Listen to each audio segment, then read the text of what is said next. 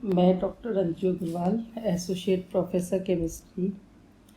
आज हम BSc part third physical chemistry paper third के यूनिट एलिमेंट्री क्वांटम मैकेनिक्स के अंतर्गत आज के इस लेक्चर में हम पोस्टुलेट्स ऑफ क्वांटम मैकेनिक्स के बारे में पढ़ेंगे। क्वांटम यांत्रिकी के अभिग्रहित यानी पोस्टुलेट्स ऑफ क्वांटम मैकेनिक्स के बारे में पढ़ेंगे। क्वांटम मैकेनिक्स का जो सिद्धांत है कुछ मूलभूत अभिग्रहितों पर आधारित है। यहाँ पर हम किसी भी निकाय के लिए एक विमा यानी कि x निर्देशांक के लिए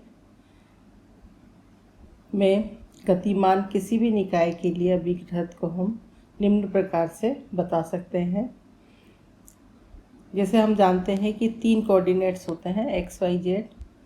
तो यहाँ हम केवल x निर्देशांक यानी कि 1 डायमेंशन में जो कोऑर्डिनेट है उसको ही हम यहाँ पर कंसीडर कर रहे हैं। अभिग्रहित पोस्टुलेट फर्स्ट में किसी भी समय t पर तंत्र की भौतिक अवस्था को तरंग फलन साई जो कि x और t का फंक्शन है, x और t का फलन है के द्वारा पूर्णतया वर्णित किया जा सकता है। तरंग फलन साई ब्रैकेट में x एंड t तथा इसके प्रथम और द्वितीय व्युत्पन्न यानी फर्स्ट एंड सेकेंड डिफरेंशियल्स को del psi x t upon del x व del square psi x t upon del x square से हम बता सकते हैं के द्वारा हम प्राप्त कर सकते हैं। तो x के सभी मानों के लिए परिमित, सतत और एकमानी होना चाहिए। साथ ही तरंग फलन साई जो कि x और t का फंक्शन है प्रसामान्यीकृत नॉर्मलाइज्ड होता है, अर्थात integration between -infinity to infinity psi x t psi star x t d x equal to 1। यानी कि अगर फंक्शन नॉर्मलाइज्ड है तरंग फलन तो ये जो क्वांटिटी है वो 1 के बराबर होगी। सेकेंड पोस्टुलेट में चिर प्रतिष्ठित यांत्रिकी के प्रत्येक मापन योग्य गतिकीय चर के लिए क्वांटम यांत्रिकी में संकारक की आवश्यकता होती है।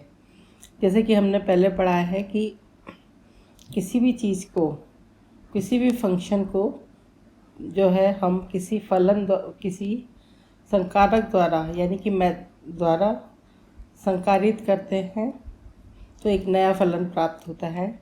तो यहाँ पर जो क्वांटम यांत्रिकी में संकारक की आवश्यकता होती है, यानी कि एक ऑपरेटर की ज़रूरत होती है और इसके मैथमेटिकल ऑपरेशन के फलस्वरूप हमें नई राशि प्राप्त होगी या नया फलन प्राप्त होगा। तो विभिन्न भौतिक राशियों के मान प्राप्त करने के लिए काम में लाए जाने वाले संकारकों को यहाँ पर दर्शाया गया है। यानी कि जो वेरिएबल है या भौतिक राशि है, अगर मान लो हम लेते हैं स्थिति है तो उसके लिए आवश्यक संकारक या जो ऑपरेटर है वो x स्टार से हम बता सकते हैं। अगर स्थिति r है तो r स्टार जो है संकारक होगा। रेखीय संवेग यानी कि x डायरेक्शन में अगर रेखीय संवेग px है या x कंपोनेंट जो है में के लिए h/2πi डेल x है। रेखीय संवेग अगर p है तो जो राशि होगी वो h/2πi डेल्टा से हम बताएंगे। एंगुलर मोमेंटम अगर l है तो इसके लिए जो संकारक है वो h/2πi r डेल्टा होगा। अगर गतिज ऊर्जा है, इसे हम t से बताएं तो क्वांटम यांत्रिकी संकारक -h²/8π² डेल्टा स्क्वायर होगा। यदि गतिज ऊर्जा का x कंपोनेंट है तो इसे हम tx से बताएं तो जो क्वांटम यांत्रिकी संकारक होगा वो H square upon 8π² m del square upon del x square होगा। और अगर कुल ऊर्जा ई है तो क्वांटम यांत्रिकी संकारक -h² अपॉन 8π² m delta square plus v होगा। यहाँ पर जो v है वो स्थितिज ऊर्जा को बता रहा है। अभिग्रहित थर्ड पोस्टुलेट थर्ड के अनुसार किसी भी तंत्र में भौतिक राशियों के वे ही मान प्राप्त करना संभव है जो निम्न संकारक समीकरण के आइगन मान लेम्डा हों। तो यहाँ पर संकारक जो है एक केप है, साई जो है फलन है, और लेम्डा जो है आइगन वैल्यू है, और साई जो है फलन है। यहाँ साई के प्रेक्षण योग्य भौतिक राशि के लिए संकारक है साई सुव्यवहारित आइगन फलन है। यदि हम एकल बिंदु द्रव्यमान की कुल ऊर्जा के संभव मान पर विचार करें तो समीकरण जो है 1.76 श्रोडिंगर समीकरण का रूप ले लेता है, अर्थात H cap psi equal to E psi. तो यहाँ एच जो है हैमिल्टोनियन संकारक है, ऊर्जा संकारक है, और ई जो है ऊर्जा का आइगन मान है। अभिग्रहित फोर्थ के अनुसार अवस्था फलन साई का समय के साथ परिवर्तन का प्रकार समय आश्रित और श्रोडिंगर समीकरण द्वारा निर्धारित किया जाता है। यानी कि अगर वेरिएबल्स में अगर कोऑर्डिनेट्स के अलावा समय भी है तो समय के साथ जो परिवर्तन है वो समय पर आश्रित होगा, और इसको हम श्रोडिंगर वेग समीकरण द्वारा निर्धारित कर सकते हैं। यानी कि IH/2π del psi upon del t equal to Hamiltonian संकारक मल्टीप्लाइड बाय फंक्शन। यहाँ साई हैमिल्टोनियन संकारक है तथा साई स्थिति XYZ और समय t दोनों का फलन है। अभिग्रहित 5 के अनुसार यदि साई अवस्था में यानी किसी भी तंत्र की भौतिक अवस्था जो है साई है तो इसमें तंत्र की किसी भी प्रेक्षण योग्य भौतिक राशि का मापन अधिक संख्या में किया जाए। अगर भौतिक राशि का मापन यानी कई मेजरमेंट्स लिए जाए, अधिक संख्या में लिए जाए, तो औसत मान या प्रत्याशा मान निम्न समीकरण द्वारा दिए जा सकते हैं। इसको हम बता सकते हैं lambda bar equal to less than and greater than lambda equal to integration of psi star a caps psi d tau upon integration of psi star psi d tau. यहाँ पर एच बार जो है एच केप जो है lambda का संकारक है। जैसे हम संवेग घटक px का औसत मान अनुसार दिया जा सकता है, तो px बराबर px bar equal to less than and greater than px equal to integration of psi star h upon 2πi del upon del x psi dx upon integration of psi star psi into dx। इससे हम ज्ञात कर सकते हैं अभिग्रहित 6 के अनुसार किसी भी भौतिक रूप से मापन योग्य राशि को हर्मिशियन संकारक द्वारा प्रदर्शित किया जा सकता है। संकारक ए को हर्मिशियन संकारक कह सकते हैं यदि यह निम्न शर्त को संतुष्ट करता है। तो integration of psi star i a cap psi j d x equal to integration of psi j a star a cap psi i star into d x. तो यहाँ पर जो है साई आई और साई जे क्वांटम तंत्र यानी कि कण अणु या परमाणु की भौतिक अवस्थाओं को दर्शाने वाले तरंग फलन है और क्वांटम यांत्रिकी के अभिव्यक्तियों को उपयोग में लाते हुए श्रोडिंगर वेव समीकरण को हम डिराइव कर सकते हैं।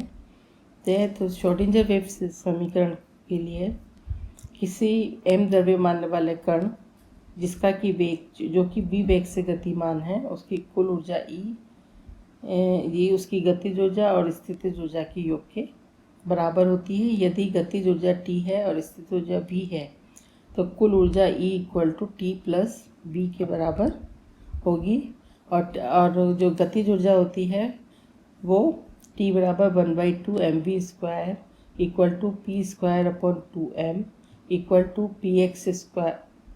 px² plus py² plus pz² है। यहाँ पर px, py और pz कण के लिए x, y, z अक्षों में संवेग है, ये हम पहले पढ़ चुके हैं। और E बराबर px² plus py² plus pz² plus v है। और क्वांटम मैकेनिक्स के द्वितीय अभिग्रहित के अनुसार संवेग के लिए संकारक जो है px, py और pz में जो है सेकेंड, उसके अनुसार हमने वहाँ पर केवल x एक्सिस के लिए लिखा है। तो उसके अनुसार px = h/2πi del/x होगा। इसी तरीके से py के लिए जो संकारक होगा वो h/2πi del/y होगा और pz एक्सिस के अकॉर्डिंग जो है या उस कोऑर्डिनेट में h/2πi × del/z स्थिति निर्देशांकों का फलन है। अतः v का संकारक v स्वयं होता है और ऊर्जा E के लिए संकारक हैमिल्टोनियन संकारक h होगा। अतः h = 1/2m h/2πi del/x इस पूरी क्वांटिटी का स्क्वायर प्लस h/2πi del/y पूरी क्वांटिटी का whole square plus h/2πi del/z whole square पूरी क्वांटिटी का प्लस v तो equal to -h² m bracket में del² plus del² plus del² bracket close plus v तो equal to -h² delta plus v। यहाँ पर डेल्टा² जो है हम लैप्लेसियन संकारक है, इसको हम पहले पढ़ चुके हैं। तो अतः क्वांटम यांत्रिकी में के अभिकृत थर्ड से हम जानते हैं कि h के psi = E psi। यहाँ E निकाय की दी हुई अवस्था में ऊर्जा का आइगन मान है और h का मान जो है रखने पर -h होता है -h²/8π² del/² plus v psi = E psi या डेल्टा² psi plus 8π² m/h² E - v psi = 0 और यही श्रोडिंगर वेव इक्वेशन है। यानी कि हम इस तरीके से किसी भी राशि के लिए या कोई भी फलन जो है उसके लिए हम श्रोडिंगर वेव इक्वेशन पोस्टुलेट्स की सहायता से हम श्रोडिंगर वेव इक्वेशन को प्राप्त कर सकते हैं। अब नॉर्मलाइजेशन एंड ऑर्थोगोनैलिटी प्रसामान्यीकरण एवं लंबकोणीयता। हम जानते हैं कि स्पेस में कण के पाए जाने की प्रायिकता psi² द्वारा प्रदर्शित की जा सकती है और चूंकि स्पेस में कहीं न कहीं कण का होना निश्चित होता है, अतः दिए हुए स्पेस में इसकी पाए जाने की प्रायिकता 1 के बराबर होगी। क्योंकि इंटीग्रेशन ऑफ psi² d τ = 1 है तो d tau equal to d x d y d z दिए हुए द्विक का आयतन अवयव है। यदि कोई तरंग फलन उपरोक्त समीकरण को संतुष्ट करता है तो वह प्रसामान्यीकृत कहलाता है और इस विधि को प्रसामान्यीकरण कहते हैं। अगर मान लीजिए साई जो है वो प्रसामान्यीकृत यानी नॉर्मलाइज नहीं है तो इसे प्रसामान्यीकृत करने के लिए एक प्रसामान्यीकरण स्थिरांक ए से गुणा करते हैं।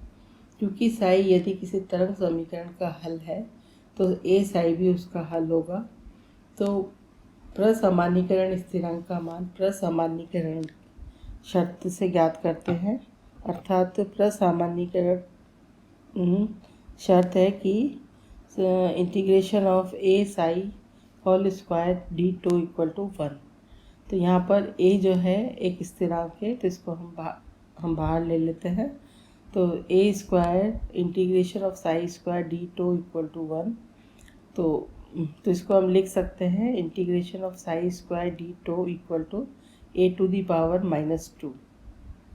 यदि तरंग फलन अधिकल्पित राशि है तो प्रसामान्यीकरण की शर्त को निम्न संशोधित समीकरण द्वारा दिया जा सकता है। तो integration of psi star d tau equal to 1, जहाँ पर साई स्टार जो है साई का सम्मिश्र संयुग्म है। जैसे कि हम पहले पढ़ चुके हैं कि जैसे ऊर्जा जो है उसका संयुग्मी राशि जो है मिश्रण जो है वो ऊर्जा और समय जो है सम्मिश्र संयुग्म है। माना कि समय के साथ में दूरी भी संयुग्म मिश्र संयुग्म है। माना कि साई आई और साई जे दो तरंग फलन हैं जिनके संगत ऊर्जाओं के मान ई आई और ई जे हैं। यदि ये तरंग फलन श्रोडिंगर समीकरण के विभिन्न हल एवं निम्नलिखित शर्तों को संतुष्ट करते हैं तो integration of psi j d tau equal to 0। तो ये आपस में लंबकोणीय कहलाते हैं और उनके इस गुण को लंबकोणीयता कहते हैं। यानी कि integration of two functions is multiplied by d tau equal to 0 हो तो ये लंबकोणीयता कहलाता है। इस गुण को फलन के इस गुण को जो है लंबकोणीयता कहते हैं और फलन आपस में जो है ऑर्थोगोनल कहलाते हैं। यदि तरंग फलन प्रसामान्यीकृत और लंबकोणीय दोनों हों तो उसे ऑर्थोनॉर्मल कहते हैं। तो उपरोक्त दोनों परिस्थितियों को हम निम्न समीकरण द्वारा बता सकते हैं। Integration of psi i star psi j d tau equal to delta i j equal to जब आई इक्वल टू 1 है और ऑर्थो लंबकोणीयता के लिए ये 0 होगा। जहाँ पर कि आई इक्वल टू 0 है तो जो फलन होगा वो प्रसामान्यीकृत होगा और अगर I is not equal to जे है तो ये लंबकोणीयता को दर्शाता है। तो यहाँ पर डेल आई जे को क्रोनिकल डेल्टा कहते हैं। तो ये थे कि किस तरीके से क्वांटम यांत्रिकी सिद्धांत में कुछ अभिग्रहित हैं जिससे कि हम किसी भी वेव इक्वेशन को या श्रोडिंगर वेव इक्वेशन को डिराइव कर सकते हैं। तो क्वांटम यांत्रिकी विधि से कुछ सरल तंत्रों जिनके लिए श्रोडिंगर तरंग समीकरण को हल किया जा सके और जिनकी स्थितिज ऊर्जा या तो शून्य हो या स्थिर हो उसकी व्याख्या की जा सके।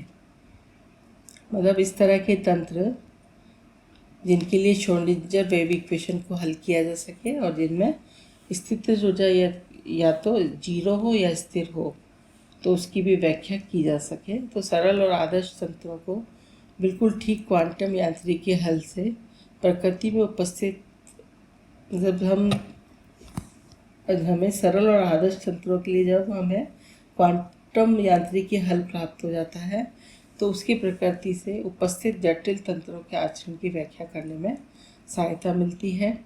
तो यहाँ पर हम मुक्त कण और एक विमीय बक्स में कण के लिए श्रोडिंगर वेव समीकरण को हल करेंगे और इनकी व्याख्या क्वांटम मैकेनिक्स से करते हैं। तो यहाँ पर जो पहला सिस्टम है, सिंपल सिस्टम है, वो है द मुक्त कण, द फ्री पार्टिकल। ऐसा कण जिस पर कोई भी बाह्य बल कार्य न करे और जिसकी स्थिति ऊर्जा स्थिर हो और जो अंतरिक्ष में मुक्त रूप से भ्रमण करता हो, मुक्त कण कहलाता है। माना कि m द्रव्यमान का एक कण किसी बाह्य बल की अनुपस्थिति में x पर गतिमान है, x अक्ष पर गतिमान है। चूँकि कण की स्थिति ऊर्जा स्थिर होती है, अतः सहूलियत के लिए हम इसे शून्य मान लेते हैं, यानी कि v = 0। अब मुक्त कण के लिए एक बिंब यानी वन डायमेंशन में श्रोडिंगर वेव इक्वेशन होगी ∇2ψ/∇x² + 8π2Em/h² ψ = 0। ये इक्वेशन हम पहले पढ़ चुके हैं। उपरोक्त समीकरण का सामान्य हल होगा, यानी कि हम मान लें कि उपरोक्त समीकरण को जो है इसकी सहायता में के अनुसार ψ = a sin kx + b cos kx है।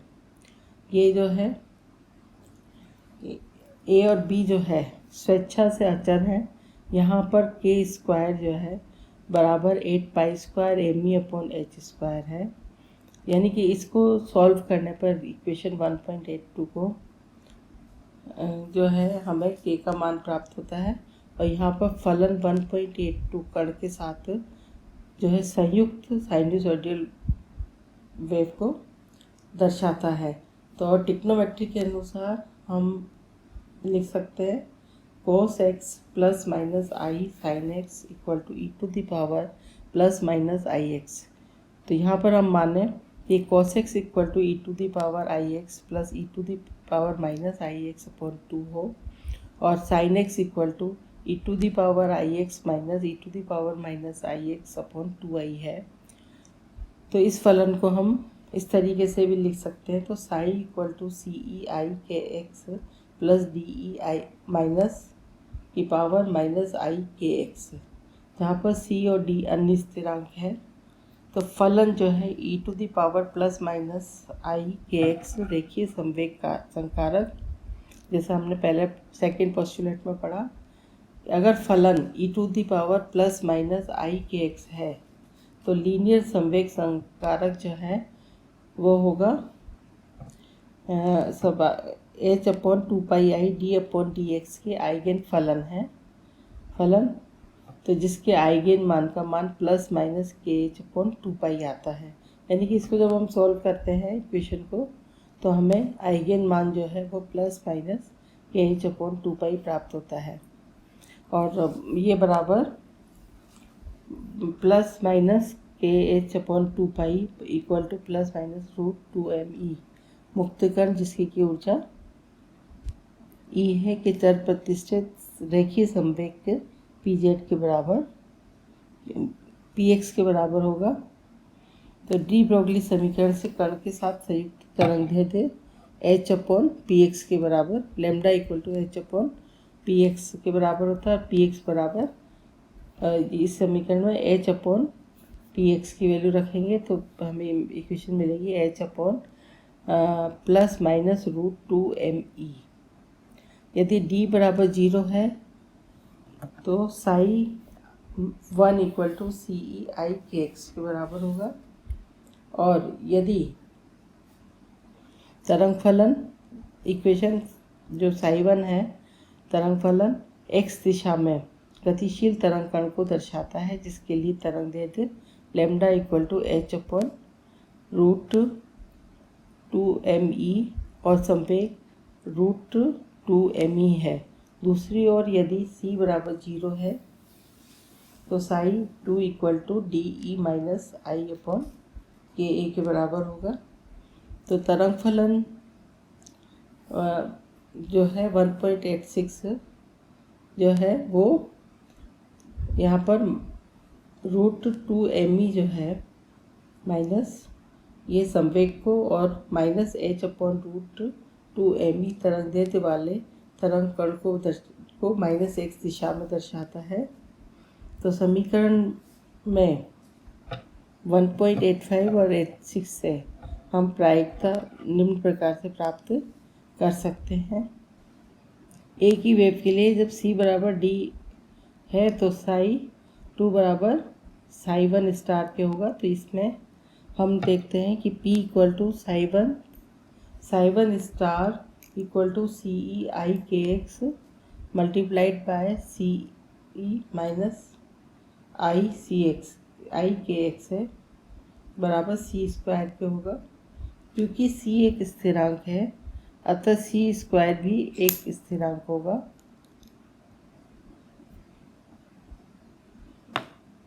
अतः ψ1 स्टार इक्वल टू स्थिरांक होगा जो x पर निर्भर नहीं करेगा। इसका तात्पर्य यह है कि कण के पाए जाने की प्रायिकता सभी बिंदुओं पर समान है। अतः इसकी स्थिति पूर्णतः अनिश्चित यानी Δx इक्वल टू इन्फिनिटी है। दूसरी ओर कण के लिए संवेग को बिल्कुल ठीक तरह से निर्धारित कर सकते हैं एवं यह ±√2me के बराबर होता है।